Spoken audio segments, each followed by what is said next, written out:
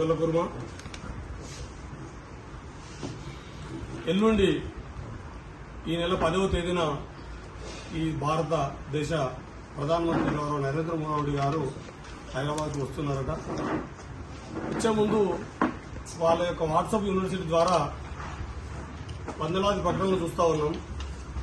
ఏమనంటే 12 లక్షల కోట్ల రూపాయలు ఈ తెలంగాణ సమాజానికి ఖర్చు పెట్టినట్టు ఇప్పటికే. ఇప్పుడు మరో 14,000 కోట్ల రూపాయలు ఈ తెలంగాణ సమాజంలో లేదా హైదరాబాద్ నగరంలో పలు అభివృద్ది పథకాలకి శంకుస్థాపనలో కొబ్బరికాయలు కొట్టడానికో ప్రారంభించడానికో వస్తున్నాడు అని విస్తృతంగా ప్రచారం సామాజిక మాధ్యమాల ద్వారా చూసినాం. మేము ఓ గొర్రెల కాపరి బిడ్డగా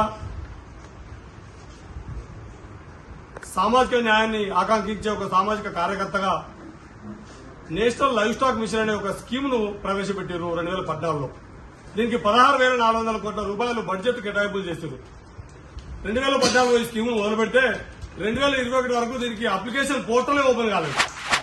2021 నుంచి 2026 దాకా ఇప్పటి వరకు గొర్రెల కాపర్లకి ప్రధానంగా ఖర్చు పెట్టిన పైసలు 500 కోట్లు.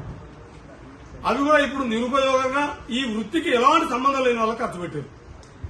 అంటే సంపన్నమైనటువంటి ఓ అదాని కోసమో ఓ అంబానీ కోసమో ఓ కార్పొరేట్ కంపెనీల కోసమో లక్షలాది కోట్ల బ్యాంకు రుణాలను ఎగవేసేదానికి పూర్తి స్థాయిలో ఎగవేతనే కాదు, ఈ దేశం విడిచిపెట్టి పారిపోవడానికి కూడా సంపన్నులకి మరింత సంపన్నులు చేయడానికి, దోచుకున్నోని దాచుకోవడానికి, వాడిని దాచిపెట్టడానికి ఈ ప్రధాని పనిచేస్తున్నారు. కానీ 16,400 కోట్ల రూపాయల రుణాన్ని ప్రకటించి 1% కూడా ఇప్పటి వరకు నిజమైనటువంటి గొర్రెల కాపర్లకి అనాదిగా పురాతన కాలం నుంచి నేటి వరకు ఆ వృత్తి మీద ఆధారపడినటువంటి నిజమైనటువంటి గొర్రెల కాపర్ల కుటుంబాలకి 1% కూడా మేలు చెప్పలేదు ఇప్పటి వరకు.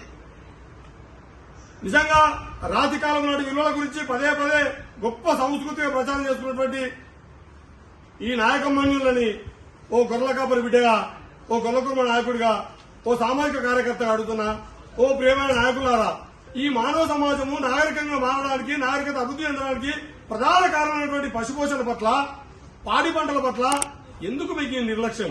ఇది నిర్లక్ష్యమా లేదా ఉద్దేశపూర్వకంగానే మీకు ఈ సామాజిక వర్గాల పట్ల ఉన్నటువంటి వివక్షతను?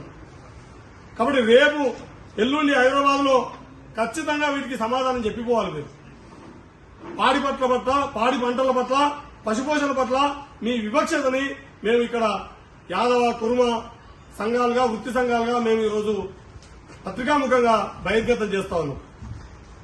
ఇకనైనా ఒక పశువుకు మూతికి బుట్ట కట్టి ముంగట పచ్చిగడ్డ వేస్తే ఎట్లా ఉంటుందో ఇవాళ పశుపాలకుల పట్ల ప్రభుత్వం యొక్క స్కీములు కూడా గట్లే ఉన్నాయి. అంటే ముంగట మాత్రం పచ్చిగడ్డి ఉంటుంది, కానీ మేయడానికి మూతికి మాత్రం బుట్ట కట్టి ఉంటుంది. ఈ స్కీములు కూడా గట్లే ఉన్నాయి. స్కీము పేరుకు 1,000 కోట్ల రూపాయలు చాలా బ్రహ్మాండంగా కనబడతాయి. మంచి షుగర్ పూత ఉంటుంది, చక్కెర పూతతో కనబడుతుంది, కానీ లోపలంతా విషపూరితంగానే ఉంటుంది. ఆ నిబంధనలు అంత కఠినంగా ఉన్నాయి. కాబట్టి 3 ఏళ్ల కిందనే గొర్రెలకు బర్రెలకు ఈ ఎన్ఎల్ఎం స్కీమ్ వచ్చి బయటపడేస్తారు. లేవు, అప్లికేషన్ లేదు 3 ఏళ్ల నుంచి. గత ఏప్రిల్ 15 కేబినెట్ తీర్మానం చేసి గొర్రెల మేకలు కూడా అప్లికేషన్ వచ్చి రద్దు చేసింది. కాబట్టి మేము ఈ రోజు సుందర విజ్ఞాన కేంద్రం షోయబ్ హాల్ నుంచి మేము ఈ రౌండ్ టేబుల్ సమావేశం తీర్మానంగా మేము చెప్తున్న విషయం ఏంటంటే ఎన్ఎల్ఎం స్కీమ్ ని తిరిగి పునరుద్దరించాలి. తిరిగి పునరుద్ధరించడం ఎందుకంటే మీరు ప్రకటించింది అమలు చేయలేదు కాబట్టి పునరుద్దరించాలి. నిబంధనల్ని సరళతరం చేయాలి. ఈ వృత్తిలో సంవత్సరాల తరబడి అనుభవం ఉండి 100 సంవత్సరాలుగా ఉన్నటువంటి ఆ సామాజిక వర్గాలకి ప్రథమ ప్రాధాన్యత ఇవ్వాలి. ఇది అతి సగటు సాధారణ డిమాండ్. ఇది మేమేం గొంతెమ్మ కోరికలు కోరట్లేదు.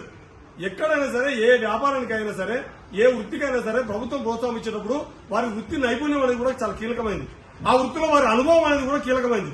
కాబట్టి తరతరాలుగా అందులో అనుభవము, నైపుణ్యం ఉన్నటువంటి మమ్మల్ని నిర్లక్ష్యం చేసి కార్పొరేట్ కంపెనీలకి, సంపన్నులకి, బ్యాంకుకు కోట్లాది రూపాయల యొక్క షూరిటీ ఊహించే వాళ్ళని పెట్టడం వల్ల ఈ పర్పస్ నెరవేరలేదు. ఇప్పటికే సమాజంలో విషపూరితమైనటువంటి ఆహారం వల్ల, విషతుల్యమైనటువంటి వాతావరణం వల్ల, విషతుల్యమైనటువంటి ఆహారం వల్ల సమాజంలో అనేక అసహజ మరణాలు జరుగుతున్నవి. ఈ సమాజ ప్రేమికులుగా జీవ వైవిధ్యం పట్ల మీకు కనీసం ఏమైనా ప్రేమ ఉంటే, పాడిలో ఇప్పటికే విపరీతమైనటువంటి విషపూరితం జరుగుతుంది. పాడి యొక్క ఉత్పత్తి సేకరణ 34% ఉంది. 64% నకిలీతోటి 100% ఇవాళ పాల వినియోగం కొనసాగుతుంది. పాల వినియోగం వచ్చేటప్పటికి అంటే ప్రజలకు పాలు అందుతున్న పాలు 64% ఉంటే తీసుకుంటున్న పాలు 34% ఉన్నాయి. సగటు 100% మనం పోల్చుకుంటే రేపు మాంసం కూడా అదే జరగబోతుంది. ఇప్పటికే అనేకమైనటువంటి వ్యాధులకు గురై మందుల ద్వారా మాత్రమే ఉండేటటువంటి కోళ్ల పెంపకానికి ఇస్తున్న ప్రోత్సాహంలో 1వ వంతు కూడా సహజ సిద్ధంగా పెరిగేటటువంటి సహజమైనటువంటి మాంసకృతులు అందించేటటువంటి పౌష్టికాహారం అందించేటటువంటి పశుపోషణ పట్ల ఈ నిర్లక్ష్యం రేపటి సమాజాన్ని విషతుల్యం చేస్తుంది, విషపూరితం చేస్తుంది.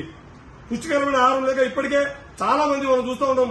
సరైనటువంటి పౌష్టికాహార లోపంతో సగటు భారతదేశంలో మరణాల సంఖ్య గతంలో 6% నుంచి ఇప్పుడు 18% పెరిగింది. ఇది రానున్న రోజుల్లో మరింత పెరిగే అవకాశం ఉంటుంది. కాబట్టి మా వృత్తి రక్షణతో పాటు సమాజం పట్ల ప్రేమ ఉన్నటువంటి మీరు భవిష్యత్తులో నిబంధనల్ని సరళతరం చేసి ఈ ఎన్ఎల్ఎం స్కీమ్ ని తిరిగి 16,000 కోట్లు కాదు 20,000 కోట్లు కేటాయించాలని, అదేవిధంగా రాష్ట్ర ప్రభుత్వం కూడా జీరో బడ్జెట్ తోని యాదవ్ కార్పొరేషన్ ని, లాజిస్టిక్ కార్పొరేషన్ ని, గొర్రెల చీప్ అండ్ గోడ్ డెవలప్మెంట్ కార్పొరేషన్లకు చైర్మన్ ప్రకటించింది 2 రోజుల క్రితం పేపర్ ప్రకటన ద్వారా. మేము రాష్ట్ర ప్రభుత్వాన్ని కూడా కేంద్ర ప్రభుత్వంలోని లోపాలు ఎత్తి చూపుతూనే రాష్ట్ర ప్రభుత్వాన్ని కూడా మేము డిమాండ్ చేస్తున్నాము. మీరు కేవలము పదవుల కోసము పదవుల పందారంలో ఇచ్చే చైర్మన్ కాదు, వీళ్లకు కూడా బడ్జెట్ కేటాయించి 10,000 కోట్ల రూపాయలు ఎన్నికల ముందు ఏదైతే మా చలకాల వెంకటరావు గారి నాయకత్వంలో ఆ రోజు యాదవ్ విద్యావంతుల వేదిక గౌరవ రేవంత్ రెడ్డి గారు ఆ రోజు ప్రధాన ప్రతిపక్ష నాయకుడిగా లేదా పీసీసీ అధ్యక్షుడిగా ఉన్నప్పుడు కలిసినప్పుడు చెప్పిన విషయం డిమాండ్ ను వారు ఆ రోజు ఆ మాటలకు ఆమోదించారు. ఇలా చేతులను రుజువు చేసుకోవాలి. వారు 10,000 కోట్ల రూపాయలు బడ్జెట్ కేటాయించి యాదవ్ కార్పొరేషన్ ఇవ్వాలి. ఓ యాదవ్కు పదవి ఇస్తే మేము పోయి దండేసి దండం పెట్టుడు కాదు.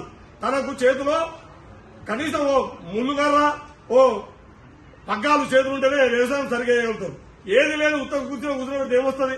కాబట్టి 10,000 కోట్ల రూపాయల బడ్జెట్ యాదవ్ కార్పొరేషన్ కి, 10,000 కోట్ల రూపాయలని sheep and code development corporation కి, అదేవిధంగా రాష్ట్రీకి కూడా బడ్జెట్ కేటాయించి అధికారాలు ఉండే పదవులు మా వాళ్ళకి ఇవ్వాలని, అధికారంలో ఉండే పదవితో పాటు ఈ సంక్షేమం కోసం కూడా కృషి చేయాలని చెప్పి రాష్ట్ర రేవంత్ రెడ్డి గారిని డిమాండ్ చేస్తూ ప్రధానమంత్రి గారు ఖచ్చితంగా రేపు 10వ తారీఖు నాడు హైదరాబాద్ లో దీనికి జీవ వైవిధ్యం పట్ల, పాడి పంటల పట్ల, పశుపోషణ పట్ల వారు చూపుతున్నటువంటి వివక్షతని మేము నిరసిస్తున్నాం. దానికి వారు సమాధానం చెప్పిపోవాలని ఈ సందర్భంగా డిమాండ్ చేస్తున్నాం. గొర్రెల కాపర సంక్షేమ సంఘం రాష్ట్ర అధ్యక్షుడిని పోచమల్లి శ్రీహరి యాదవ్. ఒకవేళ మీ డిమాండ్లను ఏమాత్రం లెక్క చేయకపోతే ఏం చేస్తారు తర్వాత కార్యక్రమం? ఈ రోజు రౌండ్ టేబుల్ కి వచ్చినటువంటి విద్యావంతులు, మేధావులు, మా సామాజిక వర్గానికి సంబంధించినటువంటి దశాబ్దాల తరబడి సేవ చేస్తున్నటువంటి నాయకులందరి నుంచి వచ్చినటువంటి ఏంటంటే 10 తారీఖు వారి స్పందన తర్వాత భవిష్యత్తులో మనం గొర్రెల కాపర్ల సమస్యల మీద ఒక పెద్ద గొర్రెల కాపర్ల రణబేరిని మోగించాలని చెప్పి రౌండ్ టేబుల్ సమావేశంలో అందరి వక్త నుంచి సూచన వచ్చింది. 10 తారీఖు వారి స్పందన తర్వాత ఈ రేవంత్ రెడ్డి గారు కార్పొరేషన్ చైర్మన్కి ఇచ్చే నిధులు, విధులు చూసిన తర్వాత మా కార్యాచరణను త్వరలోనే మీ అందరి ముందే ప్రకటిస్తాం. బీజేపీ నుండి 8 మంది ఎంపీలు ఉన్నారు. వాళ్ళ దృష్టిలో ఇట్లాంటి అంటే ఈ స్కీమ్ గురించి ఏమైనా ఐడియా ఉందా? వాళ్ళ దృష్టిలో పెట్టినది ఒక బీజేపీ ఎంపీలే కాదు, మేము మా సామాజిక వర్గం నుంచి అయినా సరే కానీ మేము చెప్తున్నటువంటి డిమాండ్ల మీద కానీ, మేము లేవనెత్తిన సమస్యల మీద కానీ కనీస ప్రాథమిక పరిజ్ఞానం కూడా లేని వాళ్ళు రాజకీయ నాయకులుగా, మంత్రులుగా, ఎమ్మెల్యేలుగా కొనసాగుతున్నారు. మేము మా జాతుల్ని చైతన్యవంతం చేసడంతో పాటు ఈ జాతి నుంచి ఎదిగి అభివృద్ధి అయినటువంటి ప్రజాప్రతినిధులను కూడా ఇందులో మేము భాగస్వామ్యం చేస్తాం. భవిష్యత్తు మా ముఖ్య అతిథి అఖిల భారత యాదవ సభ రాష్ట్ర అధ్యక్షులు చింతల రవీంద్రనాథ్ యాదవ్ గారు, యాదవ్ విద్యావంతుల వేదిక రాష్ట్ర అధ్యక్షులు, Telangana state bar council member Chalakala Venkata Yadav గారు, all Yadava Sabha national secretary Ailaboina Ramesh Yadav గారు, జీఎం గొర్రెల మేకల పెంపకందారుల సంఘం రాష్ట్ర ఉపాధ్యక్షులు అల్లేటి యాదగిరి గారు, వనపర్తి సహకార యూనియన్ గొర్రెల పెంపకదారుల సహకార యూనియన్ మాజీ చైర్మన్ అన్న కురుమూర్తి గారు, మా ఈ మొత్తం సమావేశానికి దీని వెనుక అన్ని రకాలుగా మానసిక, శారీరక, మేధోపరమైన శ్రమ చేసి ఈ మొత్తం స్టాటిస్టిక్స్ ని ఈ జీవాల పెంపకం ఒకటే కాదు, జీవాల పెంపకము ఆదాయము ప్రభుత్వ ఆదాయంగా మార్చడం ఎట్లా, సమాజంలో ఈ వర్గాల్ని అత్యున్నతంగా ఆర్థికంగా అభివృద్ధి చెందడానికి ఒక నూతనమైనటువంటి శాస్త్రీయమైనటువంటి పరిష్కార మార్గాన్ని, మెరుగైనటువంటి శాస్త్రీయ పరిష్కార మార్గాన్ని చూపెడుతున్నటువంటి మా రాష్ట్ర ప్రధాన కార్యదర్శి మా మారం తిరుపతి యాదవ్ గారు, మా రాష్ట్ర వనపర్తి సహకార యూనియన్ ఉపాధ్యక్షులు చంద్రమల్ల గారు, మా రాష్ట్ర నాయకులు బత్తిన లచ్చన్న గారు, మా భూపాలపల్లి జిల్లా నాయకులు రాజు యాదవ్ గారు ఇప్పుడు మీతో పాటు ప్రెస్ మీట్లో పాల్గొన్నారు.